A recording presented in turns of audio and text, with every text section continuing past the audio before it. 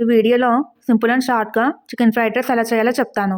దానికోసం ఒక glass basmati rice ఒక 2 సార్లు కడిగి ఒక అరగంట పాటు నానబెట్టాలి. రైస్ని మరీ ఎక్కువసేపు నానబెట్టినా విరిగిపోతుంది కాబట్టి ఒక హాఫ్ అన్ అవర్ చాలు. ఈ రైస్ నానే లోపల చికెన్ మ్యారినేషన్ చేసుకోవాలి. దీనికోసం ఒక టేబుల్ స్పూన్ అల్లం వెల్లుల్లి పేస్ట్, చిటికెడు పసుపు, ఉప్పు కారం మీకు తగినట్లు వేసుకోండి. అలాగే ఒక టేబుల్ స్పూన్ కార్న్ఫ్లోర్, ఒక టేబుల్ స్పూన్ గరం మసాలా, పావు టేబుల్ స్పూన్ ధనియాల పొడి వేయాలి. మీకు నచ్చితే నిమ్మరసం అలాగే ఫుడ్ కలర్ కూడా వేయొచ్చు. ఇవన్నీ మిక్స్ చేసి ఒక థిక్ పేస్ట్లా చేయాలి. పేస్ట్ బాగా డ్రైగా ఉంటే 1-2 స్పూన్లు వాటర్ వేయొచ్చు. ఈ పేస్ట్లో ఒక పావు కేజీ బోన్లెస్ చికెన్ వేసి ఒక 10 నిమిషాలైనా మ్యారినేట్ చేయాలి. ఫ్రిడ్జ్లో పెడితే ఇంకా బాగుంటుంది. రైస్ నానడానికి ఇంకా టైం ఉంది కాబట్టి వెజిటేబుల్స్ కూడా కట్ చేసి పెట్టుకోవాలి. వెజిటేబుల్స్ అన్నీ కొన్ని కట్ చేసుకోవాలి, లేకపోతే ఫ్రైడ్ రైస్ ఎక్కువ క్వాంటిటీ వచ్చేస్తుంది. ఈ లోపల రైస్ చక్కగా నానిపోయి ఉంటుంది కదా. ఈ రైస్ కుక్కర్లో ఉంటాను, ఆ ప్రాసెస్ కూడా చూద్దాం.